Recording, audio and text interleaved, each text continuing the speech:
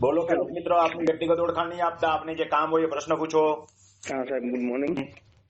હા, મેં તમને જે સવાલ લખી મોકલ્યો તો ફરીથી રિપીટ કરું છું. હા બોલો. કે સાહેબ, અમારે જે સહભાગીદારીની જમીન છે, મૂળ જે ટિપ્પણ કઢાવ્યું ને મેં સાહેબ, તો એમાં તમારા વિડીયો જોઈને જ ખબર પડી કે આ બધું આવું બધું હોય. હાજી.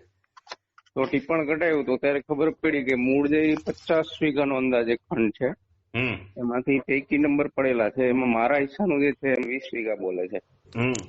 પણ ખરેખર જગ્યા મતલબ હું જે અમારા કબજાની જે છે મેં મપાવી તો મને ખ્યાલ આવ્યો કે 6 થી 7 વીઘા જેવી થાય. ઘટે છે એટલી? હા, તો આજુબાજુમાં દબાણ છે. તમારા ભાઈઓ જ હશે ને? હા, ભાઈઓ છે, મેં એમની સાથે.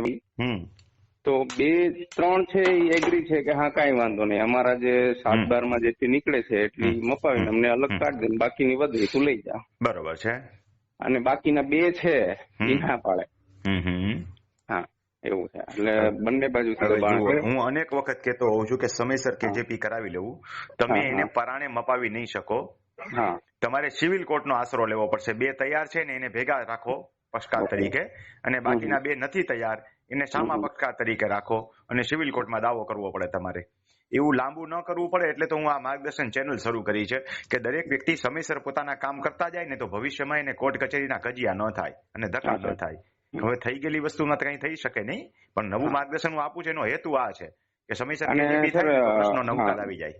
બીજું એમાં એક એવું હતું, એમાં એક એવી વ્યક્તિ જમીન ખેડે છે કે જેનું એમાં નામ જ નથી. પણ એ તો એની પરમિશન થી ખેડતો હશે ને કે ઘૂસણખોર છે? ના, ઘૂસણખોર જેવું. તો ઘૂસણખોર ને જેમ રોજડા હાકે માકો ને. હા, રોજડા કેમ હાકીએ આપણે? આવે છે ને રોજડા કે નથી આવતા? હા, તો એના માટે મતલબ ફોજદારી ફરિયાદ કરી ભેગા થઈને ફોજદારી ફરિયાદ કરો. જેનું સંયુક્ત સર્વે નંબરમાં તમારું નામ છે, એટલે કોઈની એકની જમીન નથી, એ તમારા સર્વે નંબર વાળા પૈકી બધાની જમીન છે ને.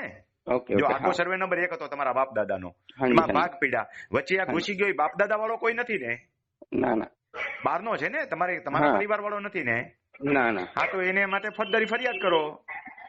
વચ્ચેથી કાઢો એને. પેલા તો રોજડાની જેમ આંકો, એટલે સમજી ગયા છો તમે બધા.